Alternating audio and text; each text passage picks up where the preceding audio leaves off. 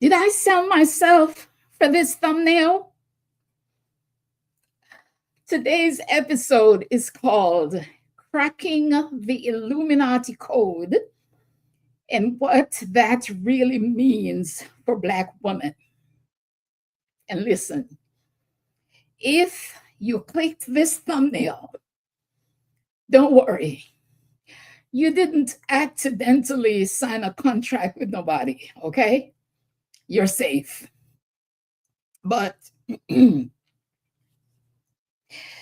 for decades, we've been told that there is a secret society called the Illuminati controlling everything. We've seen the symbols, we've seen the music videos, images of hidden hands behind the curtain, so to speak. Knock, knock, knock. Hello. It's wake up time. It's a new day. We're not living in the dark anymore. The truth is out. Secret weapons are being revealed.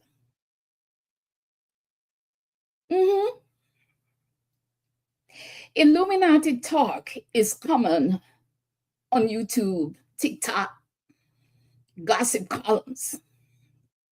And I want to ask you a question today. What do you personally believe about the Illuminati? When you hear the word Illuminati come up, what comes to your mind? What do you believe about the Illuminati? You know, when we say Illuminati, what are we really talking about? What comes to your mind? Is it really some hooded secret society in a dark room? Or is it our way of trying to make sense of power that feels unreachable, unfair, and rigged against us?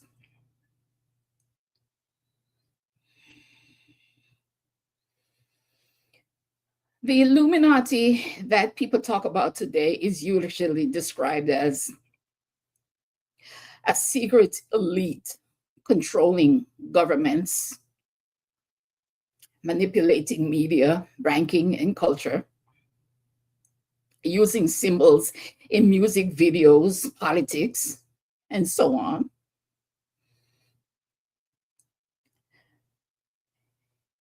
Yeah, that's what we think about the Illuminati. Because for a lot of us, the Illuminati has become a kind of code word, a code for money, fame, access, beauty standards, and the invisible rules that say, if you want to make it, you have to play this game. It has become code for the so-called powers that be that are controlling the game. And Black women are told over and over that to win that game, we have to shrink, shape shift, or even sell our souls. We've all heard it. She sold her soul. Once she got famous, she joined the Illuminati. We hear it about our favorite singers, rappers, actresses, influencers, especially when they're Black women who suddenly start shining a little too bright for some people's comfort.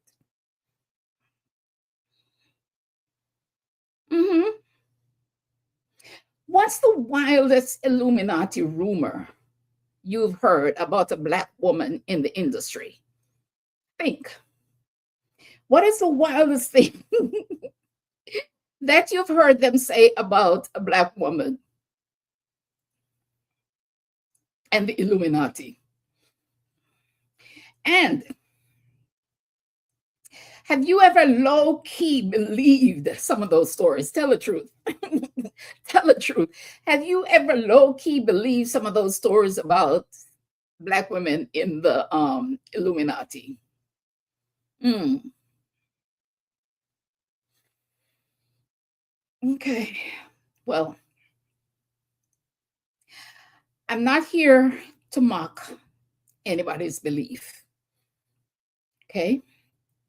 But I do want to dig deeper into what is simmering underneath these rumors, these stories. And that's what I do. I investigate. I raise thought for further investigation and for further discussion. I am not an authority on any subject. I bring my perspective, I bring my ideas, right? I share what I've learned, and I definitely share what's been downloaded to me, what I've been hearing, what I know, what my intuition knows and understands. What is my truth? That's what I do. So in this episode, we're going to break this thing down, at least from my perspective, and see what you think. We're going to look at the history of the Illuminati, the myth of the Illuminati, and we're going to talk about the code, the unspoken rules of power, and how that code lands, especially for Black women. And then, most importantly, we're going to talk about rewriting that code. What might it look like when we stop being afraid of some mysterious they and start recognizing that we are powerful? Powerful, spiritual, creative beings who get to define success on our own terms. We don't need to leave it up to anybody to tell us how to be successful. Hey, Mara. Oh, my goodness. Long time no see. Good to see you, sis. Good to see you.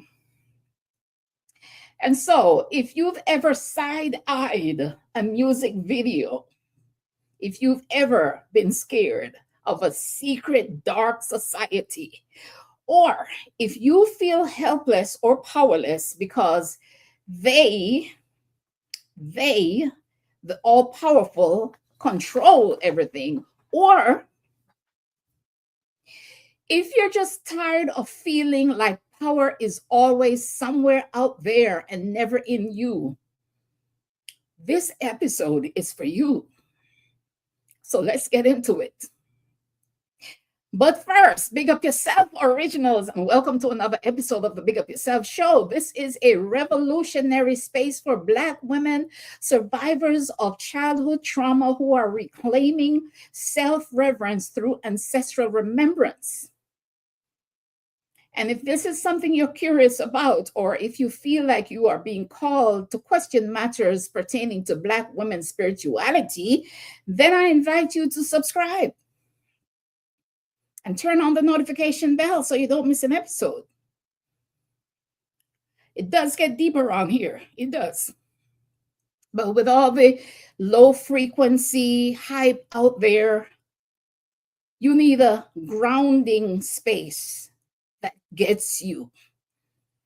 And this is it. So subscribe and join the sisterhood. Returning friends, special Big Up YuSelf virtual hug to you and everyone. Please press the thumbs up and please do leave a kind, supportive comment. Thank you, thank you, thank you. So,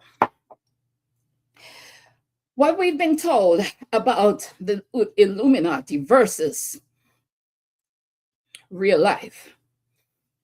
We've seen the YouTube, TikTok version, the internet version, the hand signs, the triangles, the one eye, the checkerboard floors, goats, blood, secret rituals.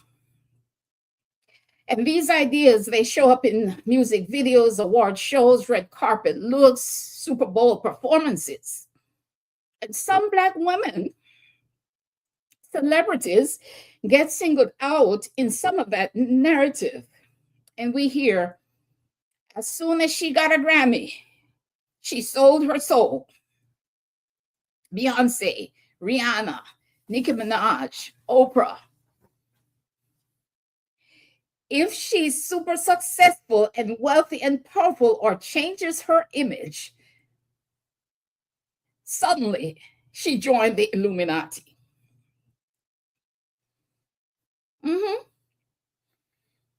And so for years, we've heard the rumors of a secret society called the Illuminati that we should fear. Some shadowy group secretly controlling the world. But today, we're cracking that code because I think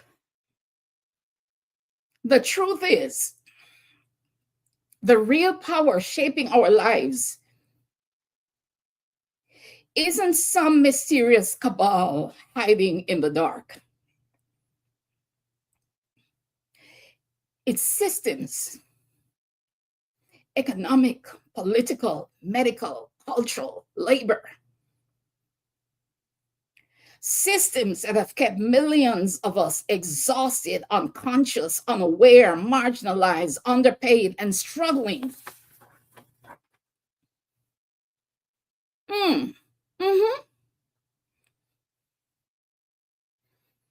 And so when you see Illuminati imagery, do you feel scared? Do you feel scared, entertained, or just tired of it?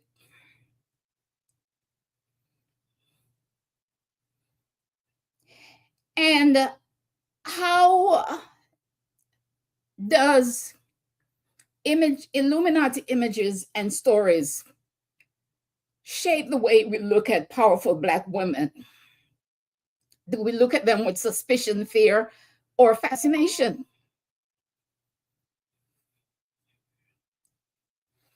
And have these conspiracy stories ever made you question your ambitions and dreams? Like if you became successful, you would have to join this secret society. Or you might have to join the secret society to become successful.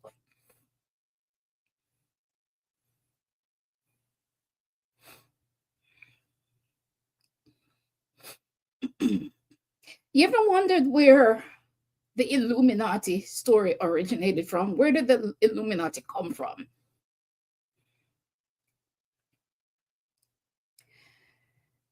There was a historical Illuminati in Europe in the 1700s. Yes, there was a secret society named the Illuminati, promoting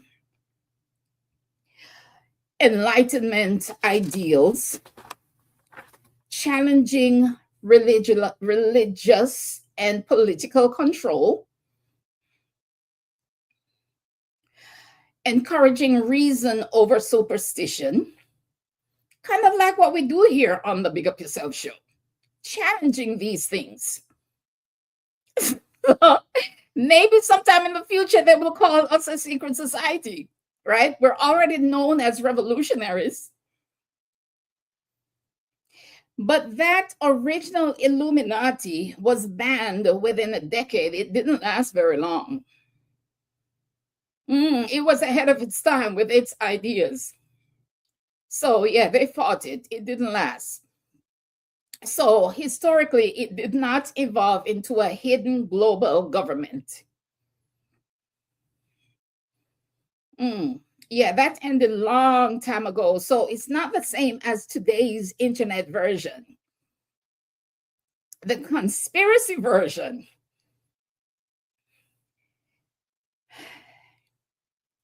And I'm not sure if I like the word conspiracy in this context, right?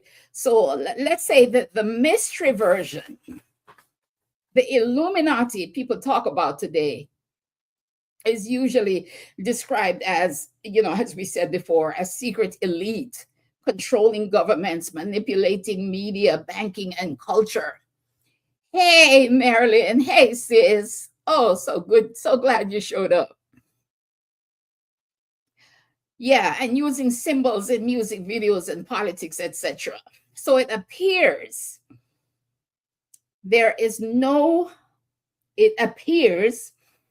there's no credible evidence that such a centralized, all-powerful society actually exists. Right? So the word Illuminati got revived in books from the original Illuminati group that ended, but it got revived in books and movies and conspiracy theories about global elites and world control. Pop culture, films and novels and internet content have turned it into a catch-all story for everything that we don't understand about power. But I didn't know that there was a real historical Illuminati group. Did you? Did you know that there was a real historical Illuminati group that originated in Bavaria in the 1700s? Or do you only know about the pop culture Illuminati? And then, does knowing the origin of the Illuminati make the modern conspiracy mystery feel more fake? Do you still think it's real or fake? Or does it still feel possible to you that there is a hidden dark society controlling the game? Is it real? I'm interested in cracking that code. Yeah. But it seems to me, speaking for myself, that the Illuminati is a metaphor for power. Jamaican has entered the room and he says, for a serious global super secret society, a whole lot of people know them secret signs and ritual. However, and the thought, okay, for a serious global super secret society, a whole lot of people know them secret signs and ritual. Right. Yes, I get that. Right, for it to be so secret, it seems like a whole lot of people know this secret.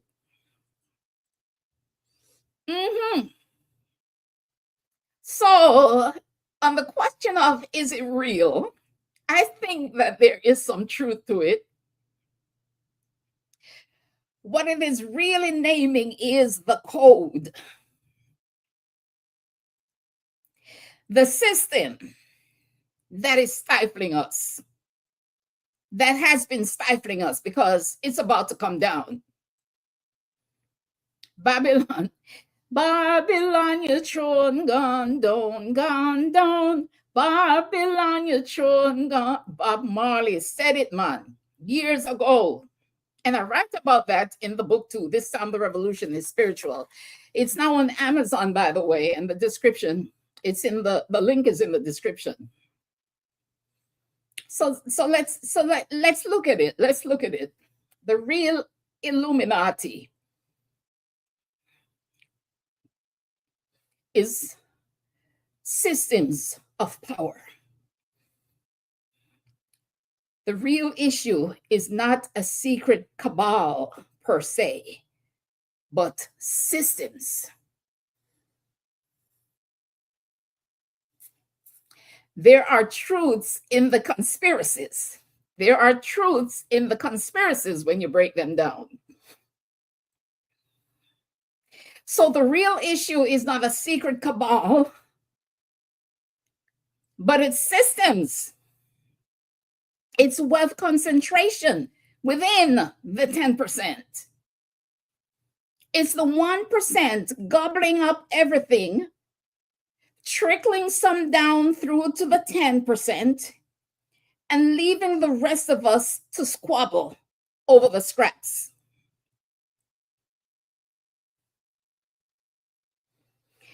It's corporate influence on politics. It's cultural narratives shaping behavior. It's economic systems that drive overwork and benefit from our exhaustion.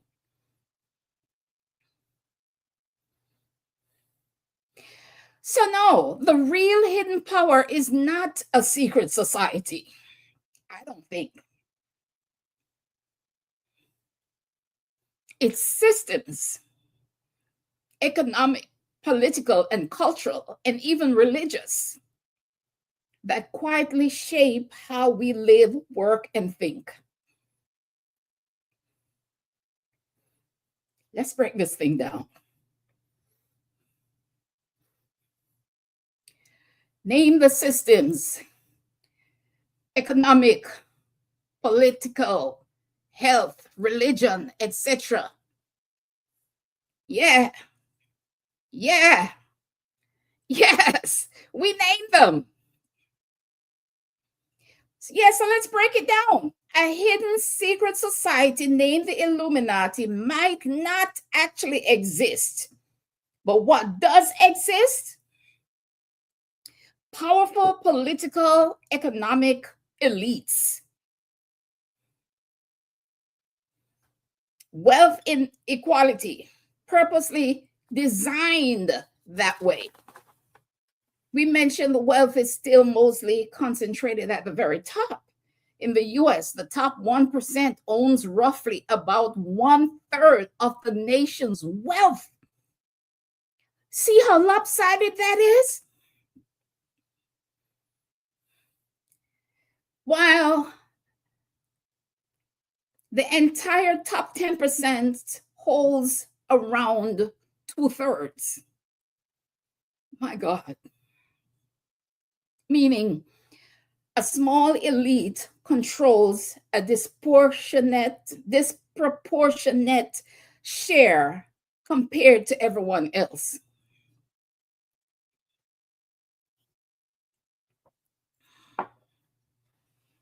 We do know that there are networks of influence among corporations and governments. We know this.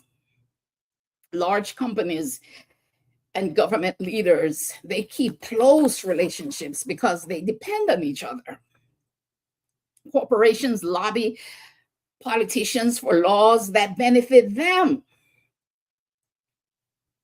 And politicians rely on these businesses for funding, supposedly for creating jobs and for economic growth, so they say.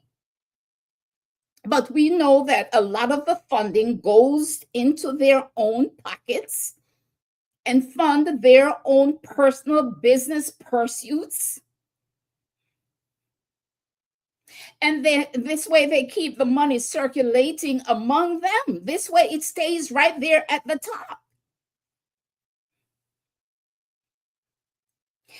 So decisions that affect everyday people are shaped behind the scenes by conversations and relationships between powerful companies that dominate the markets and political leaders. That is what the Illuminati is code for.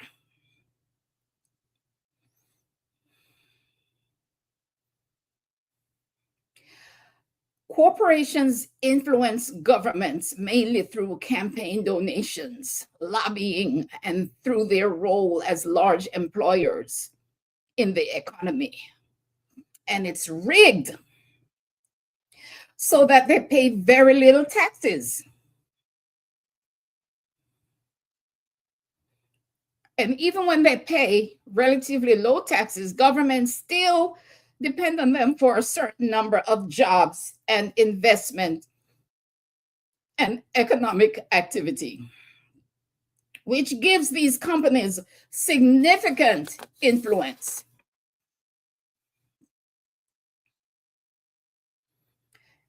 But that's different from a coordinated occult super organization running the world.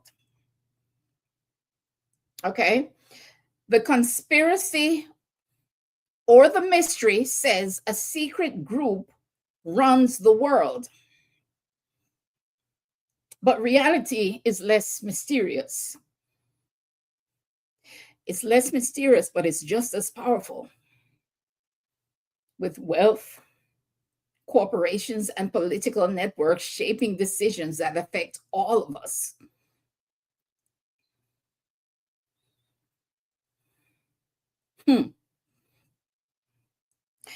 Concentrated wealth and influence shape more of our lives than most people realize as we go about our day-to-day activities. These are some of the things we don't really think about, but they affect how we move through the world.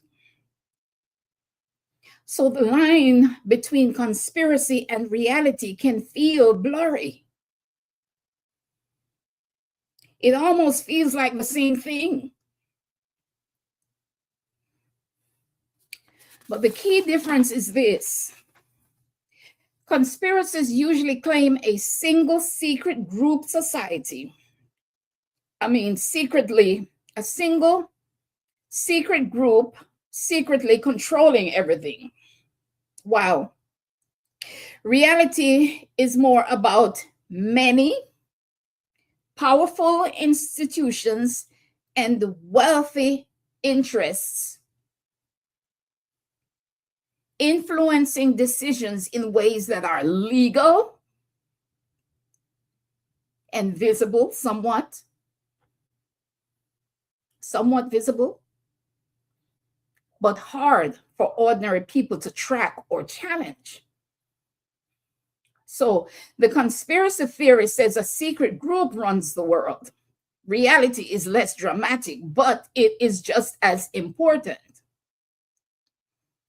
Power is concentrated among wealthy individuals and institutions and networks that influence policy, economics, and opportunity. So the conspiracy explanation circulates because power feels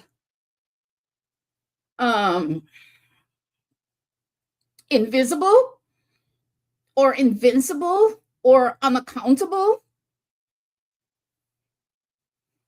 You know, because who's checking these powers?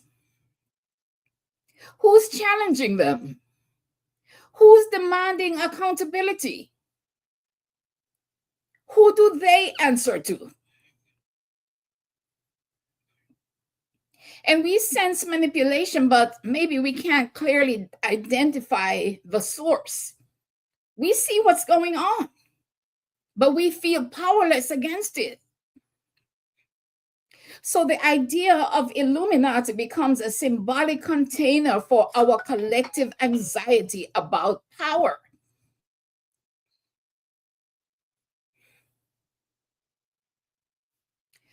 The power feels invisible.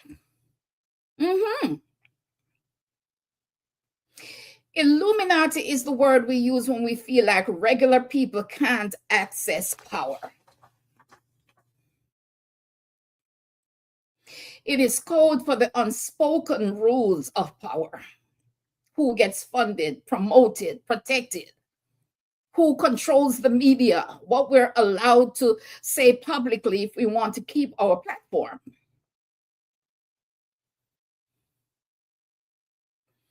Algorithm shenanigans that suppress a channel like Big Up YuSelf, because the last thing they want is for a Black woman to big up herself and anybody else. The last thing they want is for a Black woman to be a revolutionary. That's a direct threat to systems. It's code for how they keep trying to maintain control over how we speak, express ourselves, beauty, body type, skin tone, and age, how all of that affects access to visibility. It's big pharma and stock market games.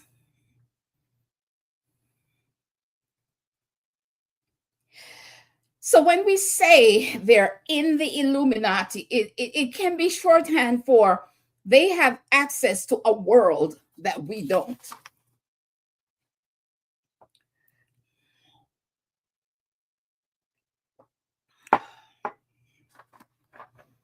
The Illuminati code.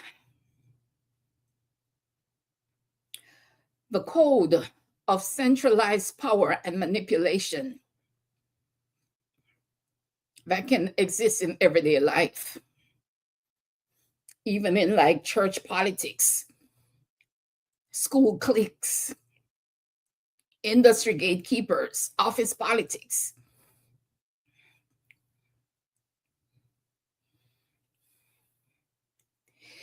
What unspoken rules do you feel in your own work, your own life? What unspoken rules do you feel in your own life, work, church, or online? Have you ever felt like success required you to be less yourself or less Black? Think about that. Have you ever felt like success required you to be less yourself or less Black?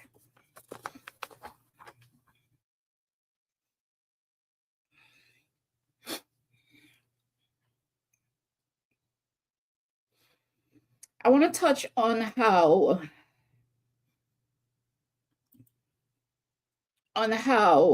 I see the code, how it targets Black women specifically, and her experience with power and fear. Because Black women are often punished socially for being too visible, too confident, too wealthy, or too sexually expressive. There is a respectability politics that we're often forced into. You have to be good, you have to be quiet, you have to be proper, you know, to be accepted. There's hypersexualization.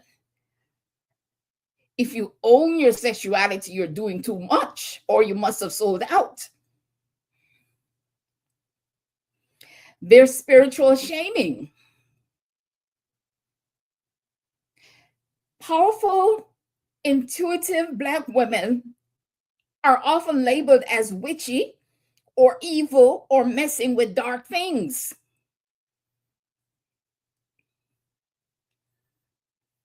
I personally experienced this from my family and from some other Black women, religious Black women who are so sure that they're right and that their God is the truth. They're so sure they're right. They're not even interested in listening to try to understand.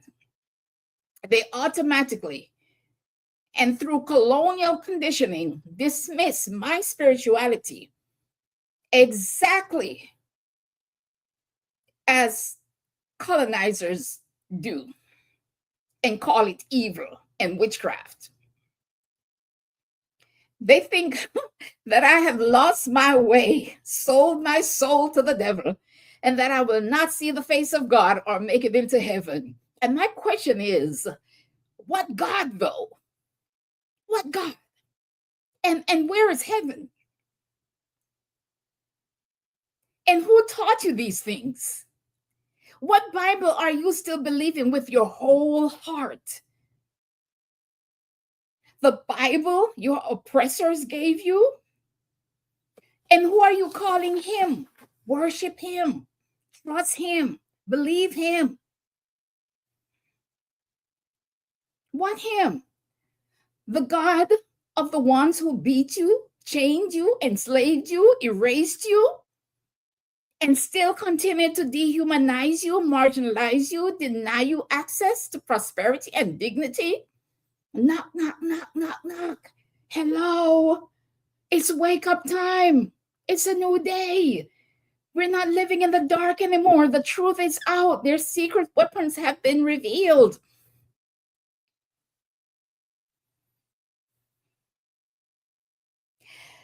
My religious family and friends think that if I'm facing a life challenge, it is because I am not worshiping and serving Him, God. But guess what? I am not worshiping nothing outside of myself. How about that? I'm not worshiping nothing outside of me. I am God. I am the representation of God. So if I'm going to worship anything, it will be me. Self, the divine connection to God energy. Self, where God exists. Oh, they get so defensive when they hear this. Oh my God. And yes, I'm going to have challenges because this is, yes, amen, amen, amen, amen. Yes.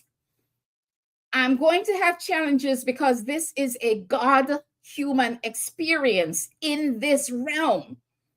There's going to be challenges.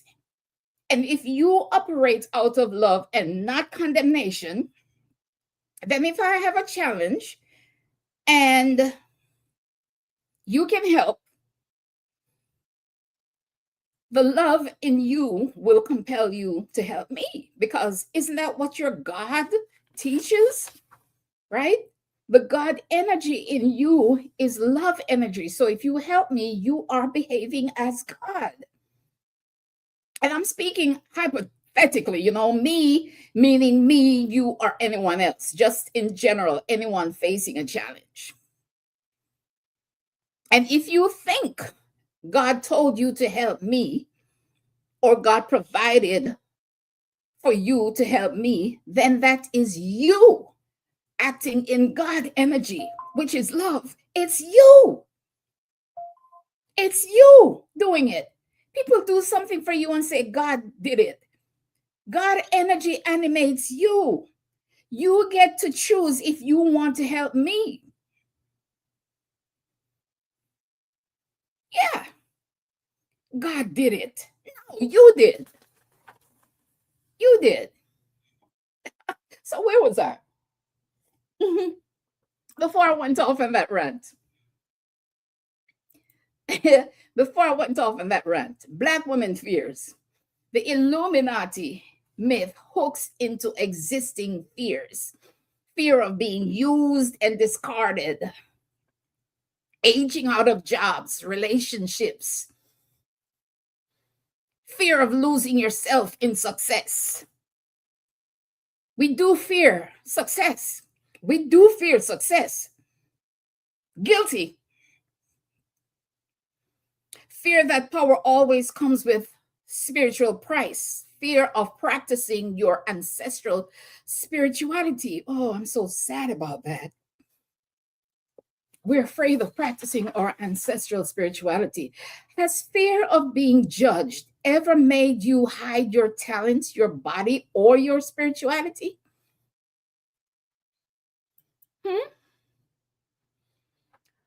Do you think Black women are allowed to be powerful in public without people assuming something dark is behind it?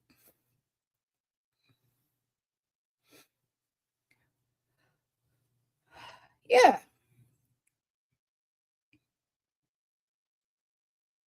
These symbols, these Illuminati symbols that we've become sort of afraid of.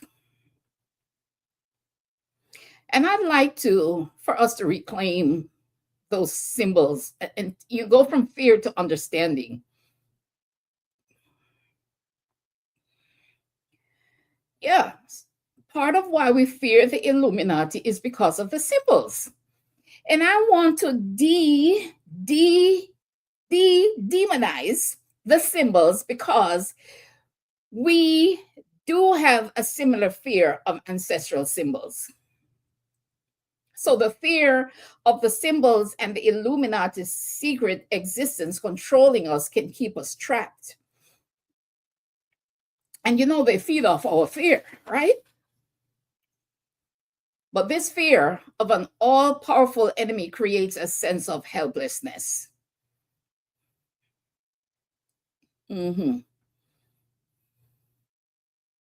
If we believe an all-powerful group controls everything, then we start to believe we have no power at all. And so fear becomes the most effective form of control that they use against us.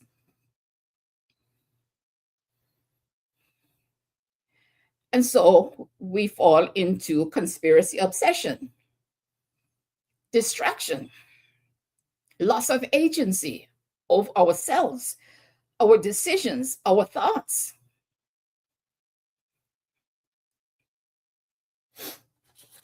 So the symbols like the eye, the pyramid, light, darkness, stars, circles, they're ancient. They're ancient symbols that actually show up in many cultures. And conspiracy culture has trained us to fear anything symbolic or mystical instead of asking what it really means. So, in digging around trying to discover the origin of the Illuminati and the symbols, what I found was, and do your own searching, because you might find something different from what I found. But the one eye in a triangle in the Illuminati symbol is called the Eye of Providence. I didn't know that. And yes, I admit, I was kind of afraid of that symbol. It's called the Eye of Providence. And it supposedly originated in Christian European art in the 1600s as a symbol of God watching over humanity, divine omniscience. The triangle was supposed to represent the Holy Trinity, Father, Son, and Holy Spirit. And later, the symbol appeared on the Great Seal of the United States, designed in the late 1700s above a pyramid, symbolizing divine guidance, strength, and the unfinished business of building a nation. So the real Bavarian Illuminati did not create this symbol. Modern conspiracy culture later connected these other religious and national symbols to the idea of a secret controlling elite. So,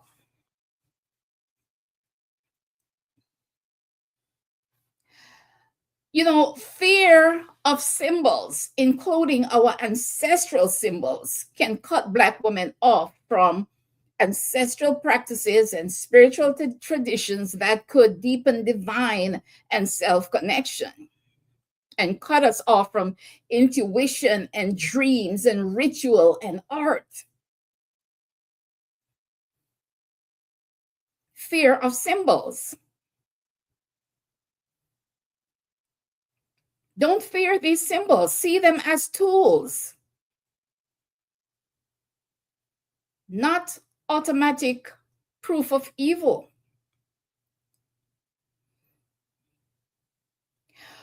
Are there symbols or practices you've avoided because you were told they were Illuminati or evil? Tell the truth. Tell the truth.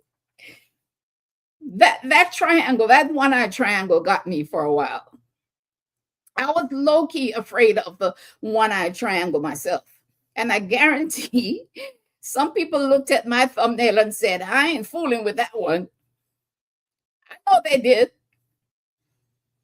Oh, she's gone off the deep end now. But let me ask you, what symbols, colors, or images make you feel powerful and protected? I know the ankh, I'm wearing it on my shirt right now, by the way. The ankh. Yeah. The ankh and the sankofa. These make me feel powerful and protected.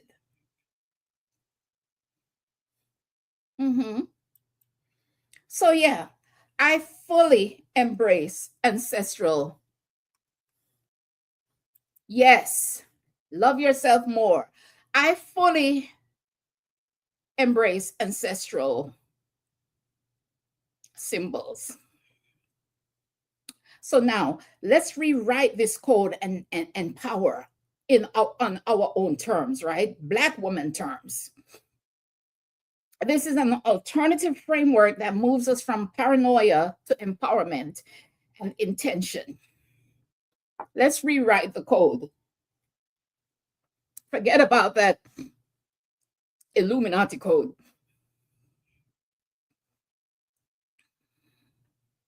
Cracking the code is about clarity, okay? Not obsession with secret societies. I offer a new code for Black women success. Here's our code. Here's our code. All right?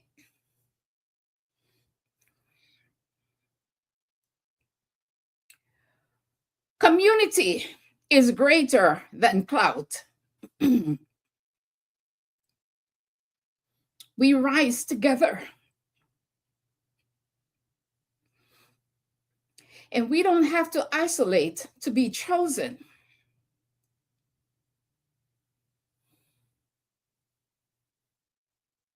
We don't have to operate as an island.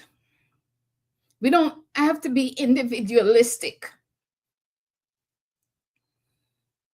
As a deeply spiritual woman, you do not have to exist alone. You can be connected to community. Excuse me. We can seek out like spirits and to fellowship with. And it's true, some of our own make community more difficult than it needs to. But bring your love and keep trying for connection. Connection not only nourishes you, not only nourishes them, but nourishes you. Try a few times to make connection before you give up and isolate yourself. Set boundaries, yes, but open up to community. This is the new code: community, collective advancement. I write about this need for community and circles and collective practice in This Time the Revolution is Spiritual. It is now available on Amazon, and the link is in the bio, is in the description. The new code is mental health, mental wellness, and rested bodies. And that's greater than grind. No more sacrificing our bodies and our minds for validation or even wealth.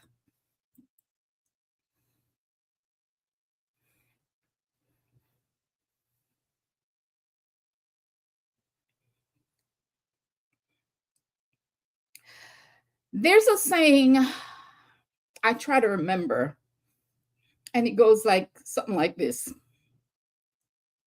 man sacrifices his health for wealth.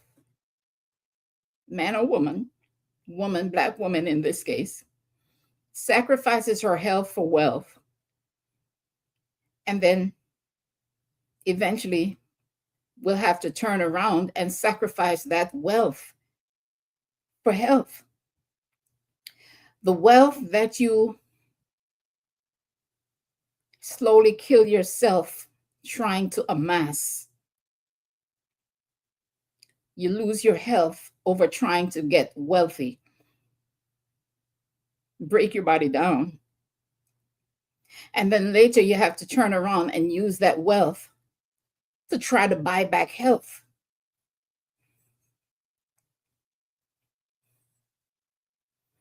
Mind your health, your mental health, and rest your body.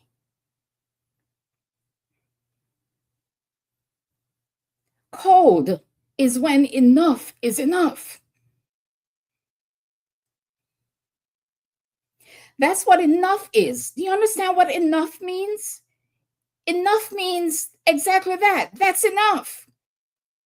Having the right amount is what enough means. And we drive ourselves into the ground trying to have more than enough because we don't know when enough is enough, because society puts it in our head to keep grinding, having more and more and more and more and more. For what? What is the point of real excess if you're not going to share it or use it to make a difference in someone else's life? What are you doing with all these millions and billions of dollars? You're only one person. You can't take it with you. There are so many people in need, and you have so much. And your main goal is to have more. That you're not particularly interested in sharing and making somebody else's. You use your more to make life harder for someone else. Excess doesn't make you a better person.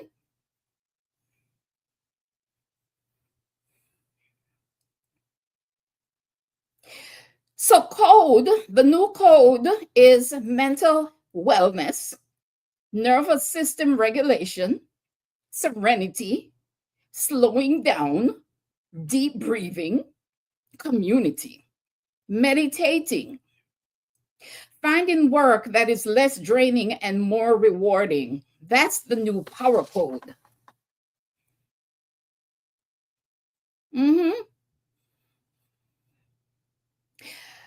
Letting go of the need to achieve, hustle, getting to have more things, to appear to be doing well.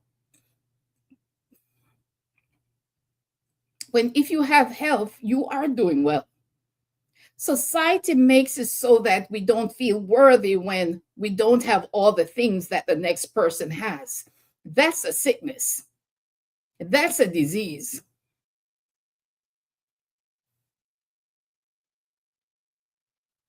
That's a weakness.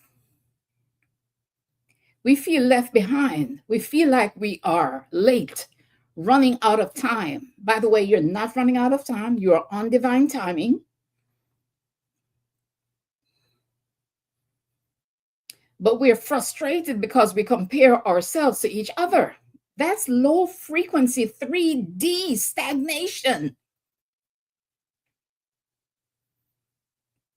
And you want to elevate out of 3D thinking, 3D living, which only creates more of that in our lives. The new power code is ownership over illusion, owning our platforms, our stories, and our image, and our opinions, and our thoughts, and our experiences. That's the new code. Being self-possessed, in charge and in control of self, self-directed, self-leadership, self-respect, self-reverence, authentic and grounded. Despite all the chaos, that's our power code. Spiritual sovereignty, a power code. Defining our own relationships with God, with spirit, with ancestors. That's your power. Me? My connection to the universe, to ancestor spirits, to spiritual practices doesn't have to look like yours. I'm on my own journey. There are some messages that you receive that I too might receive. We might receive them at the same time. We might receive them at different times. And at those different times, our beliefs will be different. I get a certain message today, I'm going to believe a certain kind of way today.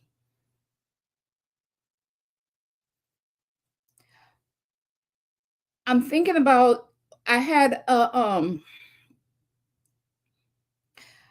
Herlock on my channel last year, or was it the year before?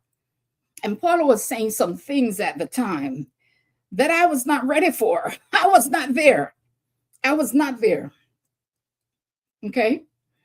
And I had forgotten, I was so not there that I had forgotten everything that Paula had spoken about. And just a couple weeks ago, I said, let me go and watch that video with Paula again. What do you know?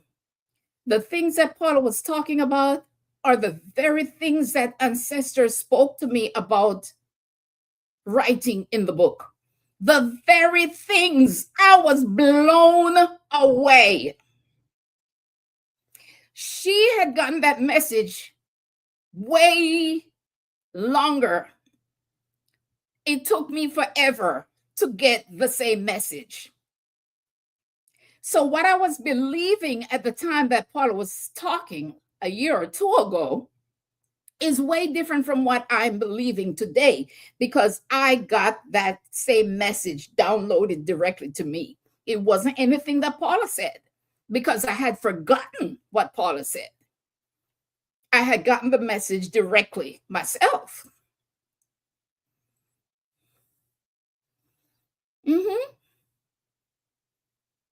So yeah, sovereignty over your own spirituality, that's code, that's power. So we don't need to fear controlling power, because the real power is what we have. We have self. We have divine self. We have ancestral spirituality. We have consciousness, if we so choose, individual and collective consciousness.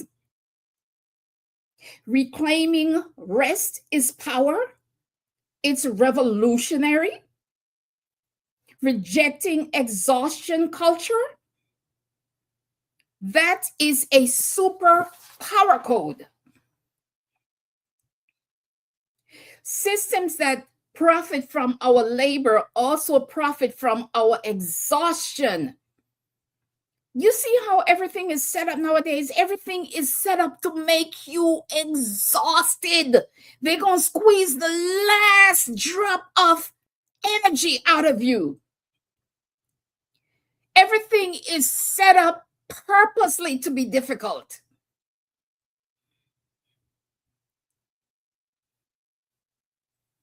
Systems profit from our exhaustion, and Black women especially have been taught to carry the heaviest load. Let's put it down. Let's put it down.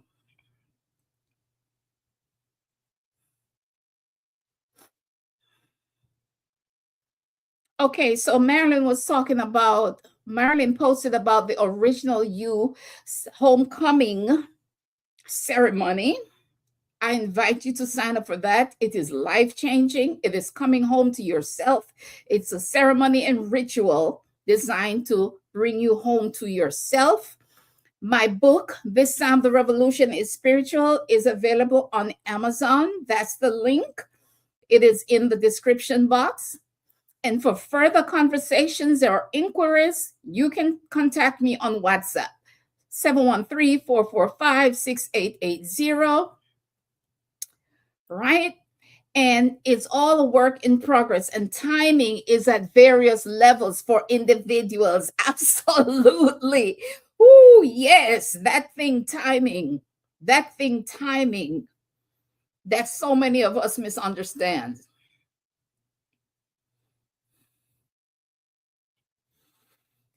So I'm almost done, but cracking the Illuminati code isn't about discovering a secret enemy. It's about remembering our power spiritually, culturally, individually, and collectively. Choose yourself first. I see Marilyn. Marilyn put that up there. She said, I love me more. Choose yourself first. And she also said, Black women, love yourself more. Choose you first. In order to serve someone else and be a contributing member of the community or the collective, make sure to take care of yourself first. You are no good to anyone in a state of depletion. And that's all I'm going to say about that, because so many of us make excuses for why we can't or shouldn't put ourselves first.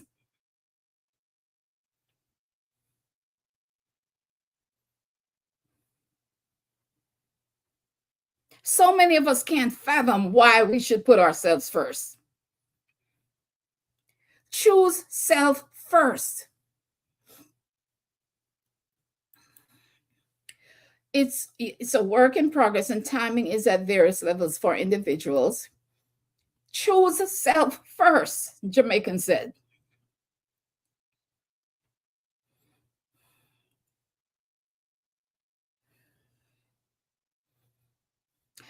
You know what else is code? Anger. Our anger is our power. Some people might urge you to let go of anger fast and make you wrong to feel it. But anger has a place and has a job. Anger itself is not the problem. Anger can be a signal that something unjust is happening.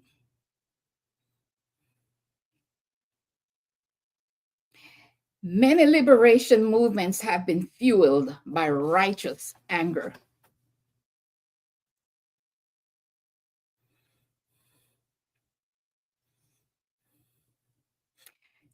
Nothing wrong with anger.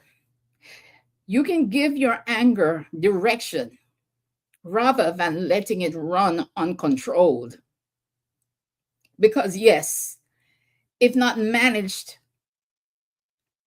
appropriately, it can be destructive. But when anger is focused, it reads as moral clarity and conviction instead of hysteria, or instead of being irresponsible. Many of us are angry, and rightly so.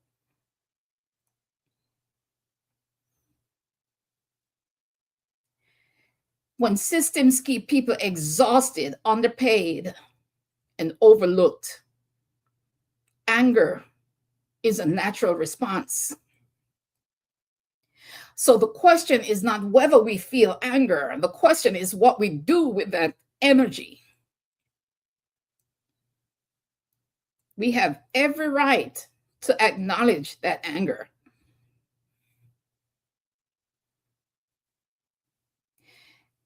Because unless anger runs unbridled, anger is not a weakness. It can be power. It can be strength. Sometimes anger is the moment when people finally wake up and see clearly.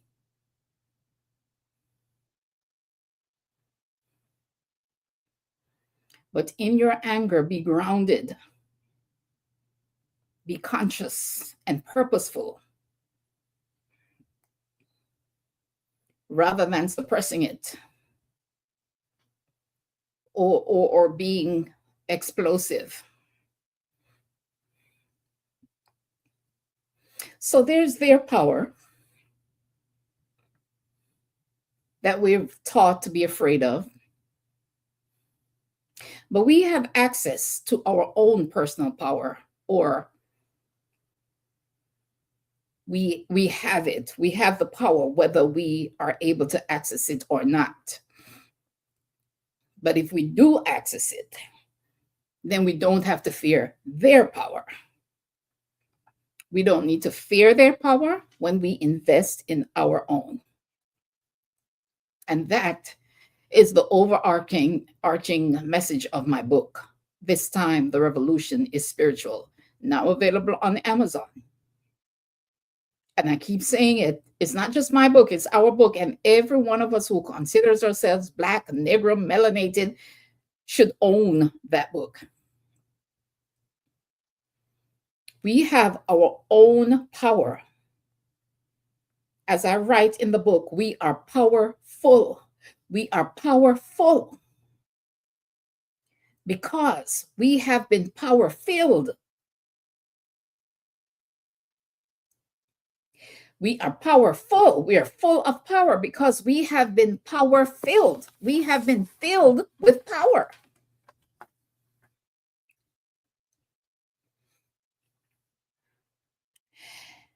And as I leave you tonight, I have one burning question for you.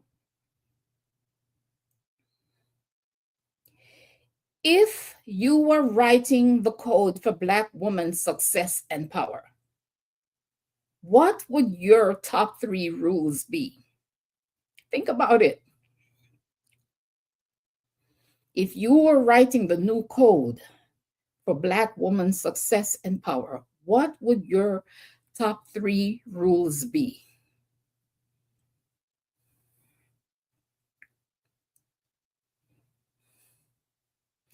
And then, considering everything we've been talking about, what belief about fame, money, or spirituality are you ready to release for a new code?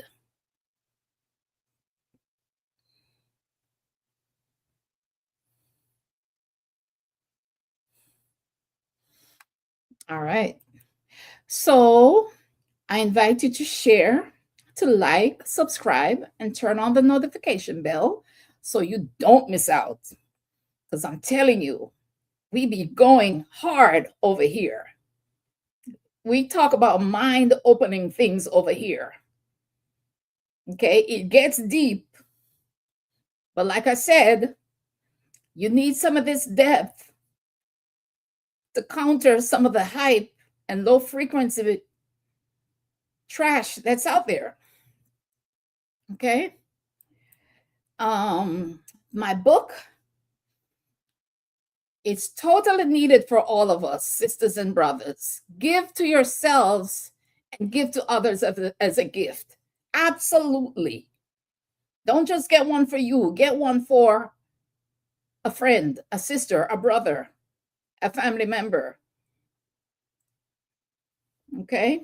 And so to recap, closing, the main shift we did was from, is the Illuminati real, to how do I relate to external power, to symbols, and to my own power.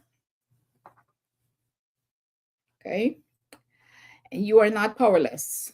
You don't have to fear hidden rooms where you haven't stepped into your own light. You do not have to fear. You have your own power. Write your own code. Write your own power code so that you don't have to fear the powers that be. You can determine how you exist in the world that they have created. You don't have to accept everything that they lay out in front of you.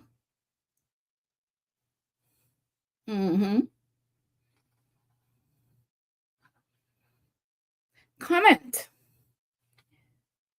Comment your new code for yourself. And on the video, in the comment section, comment what your new code for yourself is. And share this episode with someone who's in deep conspiracy or into conspiracy content, or someone who's living in fear.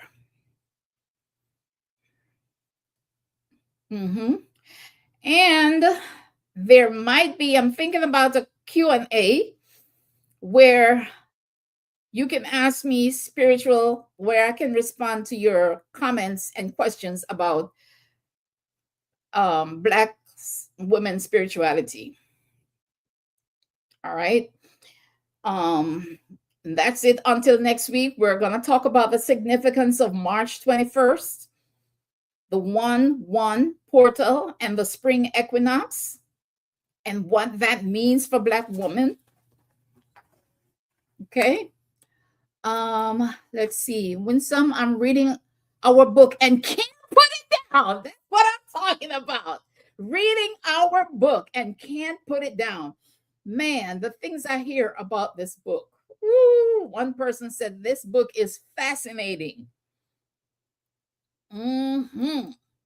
Yes, indeed. I'm telling you, ancestors had me buried in that book. When I read back the book, my own self, I see that this book is prophecy. This book is a vibration. This book is a comfort. It is a blueprint for how we get through these times. It is a must-have. This book is a gift. Listen, the book is a gift directly from the, oh my God, from the breath of our ancestors, directly to us. This book is letting us know that they are with us. They are walking with us. They are fighting with us. The book shows us how to get through this. The winners. The book is the way. The ancestor secrets are in the book.